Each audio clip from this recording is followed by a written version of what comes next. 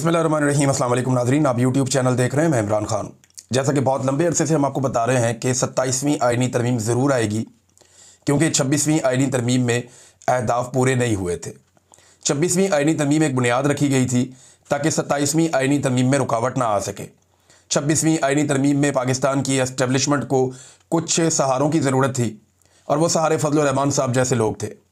कुछ लोगों को अगवा करना पड़ा, पकड़ना पड़ा, गिरफ़्तार करना पड़ा, तो बड़ी मुश्किलों से उन्होंने अपनी 2/3 अक्सरियत पूरी की थी। और 26वीं आइनी तरमीम इन शराइत के ऊपर की कि कुछ ऐसी चीज़ें हैं जो बड़ी मायूब किस्म की हैं, आइन में ये तरामीम नहीं होनी चाहिए। लिहाजा वो तरामीम जो 26वीं आइनी तरमीम में होनी थी उन्हें रोक लिया गया, और एक 26वीं आइनी तरमीम ऐसी पास की गई जिसके बाद 2/3 अक्सरियत का बंदोबस्त कर दिया गया। यानी आइनी अदालत बनाई गई, और आइनी अदालत के ज़रिए से जो पाकिस्तान तहरीक इंसाफ की मखसूस नशस्तें थी उन्हें माले गनीमत की तरह बांट लिया गया, और अब इनके पास 2/3 अक्सरियत मौजूद है। अब ये बड़े आराम से 27वीं आइनी तरमीम ला सकते हैं। अदालतें सो चुकी हैं।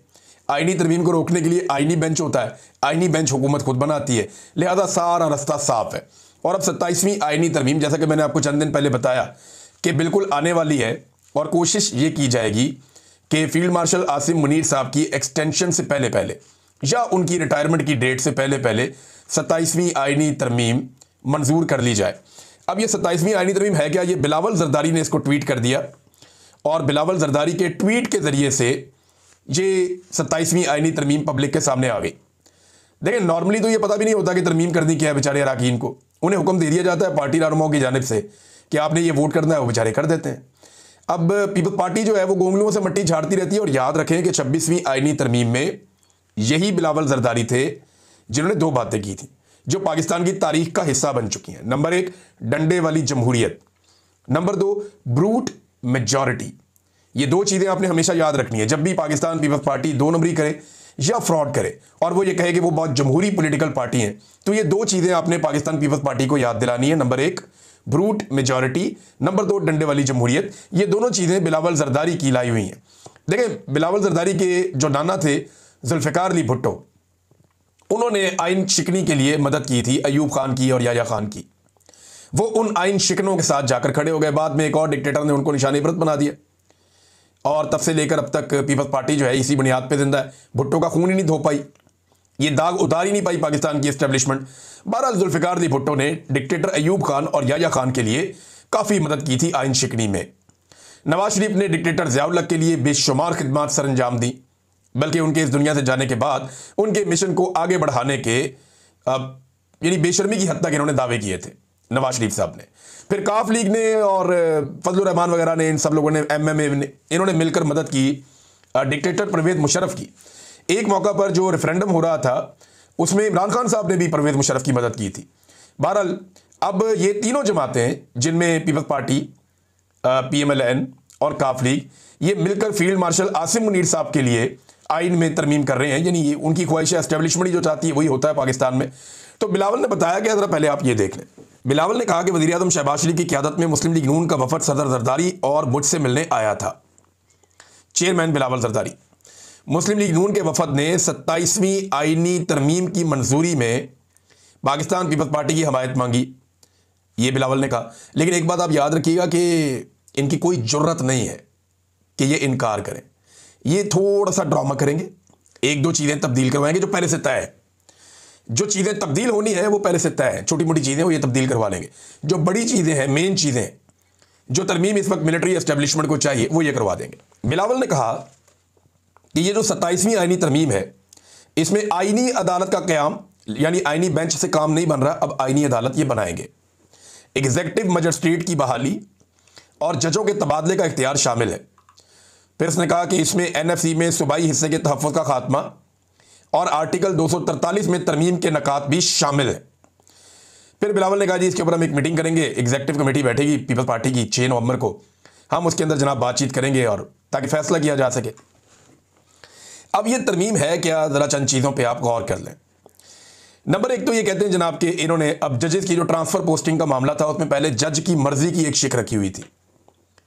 यानी जैसे जस्टिस सरफराज डोगर को उठाकर लाए लाहौर से और इस्लामाबाद हाई कोर्ट का चीफ जस्टिस बनाया, या बाकी जजेस को सिंध से और मुख्तलिफ जगहों से लेकर आए, तो उन जजेस की मर्जी शामिल थी।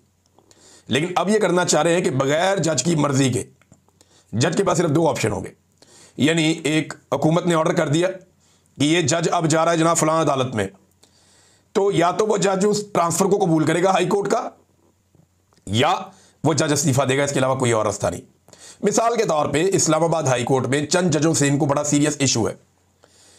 जस्टिस मोहसिन अख्तर कियानी साहब से इनको प्रॉब्लम है, गुल हसन औरंगजेब साहब से इनको प्रॉब्लम है, खातून जज हैं उनसे इनको प्रॉब्लम है, बाबर सत्तार साहब हैं जस्टिस, उनसे इनको प्रॉब्लम है, जस्टिस जहांगीरी से इनको प्रॉब्लम है। तो ये करेंगे क्या? ये उनको उठा के किसी को सिंध में, किसी को पेशावर में, किसी को लाहौर में कहीं ट्रांसफ़र कर देंगे।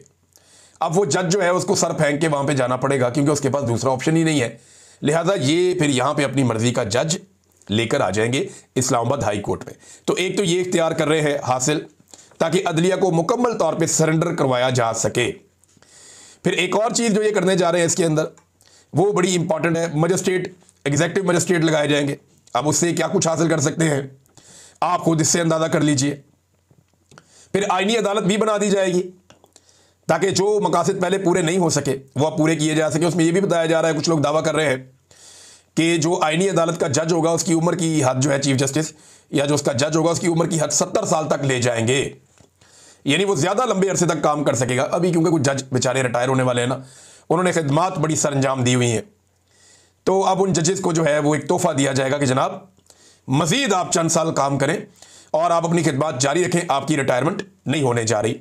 तो ये भी एक शिक इसके अंदर शामिल की जा रही है। दूसरा, बिलावल ने कोई ज़्यादा तस्करा नहीं किया, आर्टिकल 243 की बात की है। आर्टिकल 243 जो है ना वो फौज के हवाले से, तैनातियों के हवाले से, इख्तियारात के हवाले से। फौज वैसे तो अंडर आती है पाकिस्तान की गवर्नमेंट के, सदर पाकिस्तान उसके सुप्रीम कमांडर हैं। अब सवाल ये पूछा जा रहा है कि इस आर्टिकल के साथ ये क्या करने जा रहे हैं। बहुत इंपॉर्टेंट आर्टिकल है आर्टिकल 243, और कुछ लोग ये सवाल उठा रहे हैं और इस किस्म की बातें हो रही हैं कि शायद जो इख्तियारात हैं फौज के आला तरीन वो तफवीज़ कर दिए जाए एक नया ओहदा बनाकर बड़े साहब को। यानी ये अजीबोगरीब चीज़ें जो हैं वो अब मार्केट में लॉन्च की जा रही हैं 243 को लेकर। लेकिन आने वाले दिनों में पता चल जाएगा कि फ़ौज अपनी हवाले से कौन सी तरमीम चाहती है। देखिए, फ़ौज का तो बेचारी का नाम बदनाम होता है, फौजियों को तो पता भी नहीं होता आईनी तरमीम क्या है। ये सिर्फ मिलिट्री एस्टेब्लिशमेंट के जो चंद चीदा लोग होते हैं, जो इसके बेनिफिशरी होते हैं, वो ये फैसला करते हैं कि उन्हें अब किस किस्म के इख्तियारात चाहिए, तो वो उसके मुताबिक आइन में तरमीम करवा लेते हैं। अब ये आइन में तरमीम करवा रहे हैं। एक चीज़ और है, वो है 18वीं आइनी तरमीम के अंदर तब्दीली।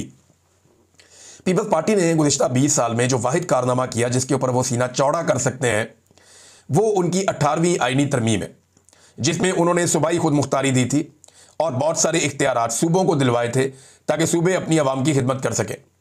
अब इसके अंदर बिलावल ने जो खुद अनाउंस किया उसमें यह बताया गया कि जनाब 18वीं आइनी तरमीम के अंदर कुछ जो तालीम के और आबादी की मनसूबाबंदी के इख्तियारात वफाक को वापस करना और कुछ इलेक्शन कमीशन की तकर्री के हवाले से भी मामलात हैं, ये सारे भी इसके अंदर हैं।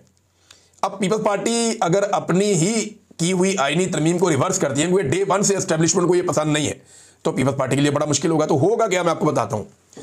एस्टेब्लिशमेंट को जो कुछ चाहिए पीपल्स पार्टी उन्हें सारा कुछ देगी और यहां पे थोड़ी सी बारगेनिंग कर लेगी और फिर ये नारे लगाएंगे, शोर मचाएंगे, देखें हमने अपनी 18वीं आइनी तरमीम बचा ली है। आइन का ये हुलिया बिगाड़ देंगे, ये आर्टिकल 243 में भी तरमीम कर देंगे, 200 में भी तरमीम कर देंगे, अदलिया के इख्तियारात को कमज़ोर कर देंगे, कम कर देंगे, मिलिट्री एस्टेब्लिशमेंट को मजबूत कर देंगे, पार्लियामेंट को बेवकत कर देंगे, ये कर देंगे। लेकिन बाद में ये नारा ये लगाएंगे, देखें जी हमने 18वीं आइनी तरमीम पर समझौता नहीं किया। और ये बिलावल की जनाब बहुत बड़ी कामयाबी है, ये चूरन आपको बेचा जाएगा। मैं वक्त से पहले आपको ये बता रहा हूँ। रज़ा रब्बानी एक मरतबा फिर मैदान में आ गए। वैसे ये ना ही आया करें तो अच्छा है। रज़ा रब्बानी साहब जो हैं ये दावेदार तो जमहूरियत के हैं। एक दिन ये आंसू बहा रहे थे, रो रहे थे कि मुझे जो फ़ौज को मैं इख्तियारात दे रहा हूँ रेंजर्स को, मैं बहुत रो रहा हूँ, बड़ा मजबूरन ये कर रहा हूँ क्योंकि ये नहीं होना चाहिए, लेकिन मुझे इसके ऊपर सिर्फ इसलिए खड़े होकर वोट करना है क्योंकि मैं पीपल्स पार्टी का हिस्सा हूँ और वोट जो है उनकी अमानत है। तो जनाब रो रो के इन्होंने ये किया और ये साबित करना चाहते थे कि इनसे बड़ा जमहूरियत का अलमबरदार कोई नहीं है। अब रज़ा रब्बानी साहब जो है उनके पास आसान रास्ता तो रिजाइन करने का था, आइन का इन्होंने हुलिया बिगाड़ दिया, लेकिन ये लोग नहीं बोले। रज़ा रब्बानी का आपका स्टेटमेंट आप देखें, वो कहते हैं जी पार्लियामेंट मफलूज हो गई। धमाका खेज किस्म का बयान दिया उन्होंने। साबिक चेयरमैन सेनेट है रज़ा रब्बानी, उनका कहना है कि वफाकी हुकूमत ने पार्लियामेंट को मुकम्मल तौर पर मफलूज कर दिया है। कौमी सलामती, खारजा या इक्तसादी पॉलिसी या बैरूनी ममालिक के साथ कौमी वसाइल से मुतल्लिक मुआहदों के बारे में ना तो पार्लियामेंट में कोई बात होती है और ना ही उसे एतमाद में लिया जाता है। अमेरिका के साथ खारजा पॉलिसी में तब्दीलियाँ और अमेरिकी सदर से मुलाकातों की तफसीलात भी पार्लियामेंट से पोशीदा रखी गई हैं। अमेरिकी कंपनियों के साथ कुदरती वसाइल और मादनियात के मुआहदे भी पार्लियामेंट में पेश नहीं किए गए।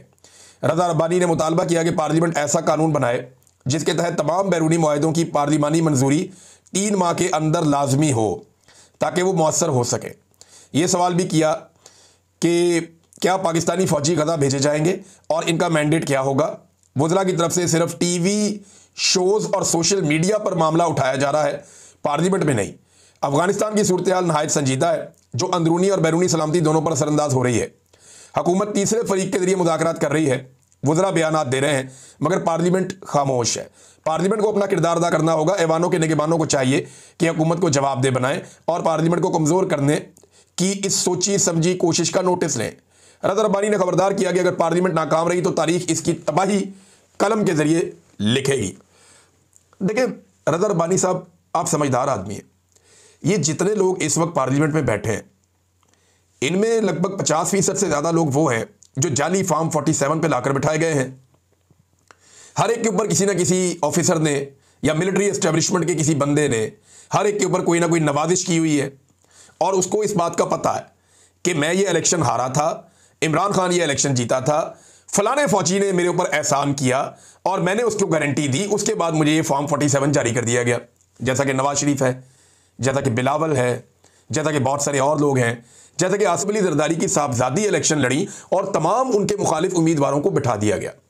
किसी एक को भी इलेक्शन लड़ने की इजाज़त नहीं दी गई, लोग अगवा कर लिए गए, लोगों के कागजात नामजदगी मुस्तरद करवा दिए गए और बिला मुकाबला उन्हें एमएनए बना दिया गया। तो रज़ा रब्बानी साहब, ये बात आपको याद रखनी चाहिए और रखनी पड़ेगी कि ये एस्टेब्लिशमेंट की दी हुई सीटें हैं, ये मुंतखब अवामी नुमाइंदे नहीं हैं, ये पार्लिमान के मेंबर नहीं हैं, ये किसी और के भेजे हुए अजनबी लोग हैं जिन्हें पार्लिमान के अंदर बिठाया गया है। तो ये कैसे मुमकिन है कि जिन्होंने इन लोगों को भेजा ये उनके सामने सवाल उठाएं या उनके सामने रुकावट बने? ये कर नहीं पाएंगे। जब तक अवामी मुंतखब नुमाइंदों का मैंडेट उनके पास नहीं जाएगा तब तक ये हो नहीं सकता। बातें आपने बहुत अच्छी की हैं, सुनने के लिए अच्छी लगती हैं, जैसे ख्वाजा साद रफीक साहब करते हैं, लेकिन आप दोनों के लिए मेरी गुजारिश है कि ख्वाजा साद रफीक एक दिन कह रहे होंगे कि मेरे कायद मोहतरम जुनैद सफदर साहब, और एक दिन आप भी इसी खानदान के किसी आने वाले बच्चे का नाम ले रहे होंगे कि मेरे कायद मोहतरम जनाब फलां साहब। रज़ा रब्बानी साहब, ये आप लोगों की किस्मत है, ये आप लोगों की किस्मत है और ये आपने खुद ये रास्ता चुना है। आपकी पार्टी में कोई सुहेल आफरीदी कभी वज़ीर आला नहीं बनेगा, वही बनेगा जो आपकी क़यादत का वफादार होगा और जो वो कहेंगे उसी तरीके से अजीबोगरीब किस्म के काम करेगा। किसी नौजवान को कभी रास्ता नहीं मिलेगा, हमेशा माफियाज ही आगे आते रहेंगे जैसा कि माजी में आते रहे हैं। नाज़रीन, अब ये तो हो गया जनाब आईनी तरमीम और ये होने जा रही है, ये हम सब जानते हैं। डोनाल्ड ट्रंप ने पाकिस्तान के ऊपर एक बहुत ही भोंडा और एक बड़ा गलीज इल्ज़ाम लगा दिया है, लेकिन पाकिस्तान की हुकूमत खामोश है। लेकिन जैसे ही अमेरिका का इंडिया के साथ मुआहदा हुआ, मोदी के और ट्रंप के हालात बेहतर होना शुरू हुए। जैसे ही इंडिया और अमेरिका ज़रा थोड़े से करीब आए, जैसे ही उनका ट्रेड एग्रीमेंट बेहतरी की तरफ गया, जैसे ही इंडिया ने रशिया से कुछ तेल शेल लेना कम किया, उसी लम्हे डोनाल्ड ट्रंप ने पैंतरा बदला। अब डोनाल्ड ट्रंप ने पैंतरा बदला और स्टेटमेंट ज़रा आप सुन लीजिए। डोनाल्ड ट्रंप ने कितना संगीन इल्ज़ाम लगाया। उसने कहा कि पाकिस्तान, चाइना और रशिया खुफिया एटमी तजर्बात कर रहे हैं। डोनाल्ड ट्रंप का दावा। पाकिस्तान पे बहुत बड़ा इल्ज़ाम लगाया डोनाल्ड ट्रंप ने। दफ्तर खारजा खामोश है, शहबाज शरीफ खामोश है, फील्ड मार्शल आसिम मुनीर खामोश हैं, DG ISPR भी खामोश है। अमरीकी सदर डोनाल्ड ट्रंप ने इल्ज़ाम आयद किया कि पाकिस्तान, चीन और रशिया खुफिया तौर पर एटमी हथियारों के तजर्बात कर रहे हैं, जबकि अमेरिका वाहिद बड़ी ताकत है जो इन तजर्बात से अभी तक बाज है। 1992 के बाद से लेकर अब तक अमेरिका ने कोई एटमी तजर्बे नहीं किए, लेकिन अब डोनाल्ड ट्रंप ने अपनी फ़ौज को यह कहा है कि आप तैयार रहे, हम एटमी तजर्बे करेंगे। पहली मरतबा उन्होंने इरादा जाहिर किया है और डोनाल्ड ट्रंप ने कहा कि अमेरिका के पास इतना बड़ा एटमी ज़ख़ीरा है कि इस दुनिया को 150 मरतबा तबाह कर सकता है। लेकिन इसके बावजूद एटमी तजर्बात ज़रूरी हैं ताकि ये देखा जा सके कि ये हथियार काम कैसे करते हैं। फिर उन्होंने पाकिस्तान पे, रशिया पे और चाइना पे इल्ज़ाम लगाया कि ये तजर्बात कर रहे हैं। अब क्या शहबाज शरीफ साहब इतने घिनौने इल्ज़ाम के बाद मैदान में आकर कहेंगे कि डोनाल्ड ट्रंप आप गुमराह कर रहे हैं, आप झूठ बोल रहे हैं, आपकी मालूमात गलत हैं, आप ज़्यादती कर रहे हैं? क्या शहबाज शरीफ साहब ये कहेंगे? क्या फील्ड मार्शल ये कहेंगे? नहीं, ये नहीं कहेंगे। ये जुर्रत सिर्फ इमरान खान में थी कि जब साबिका दौरे हुकूमत में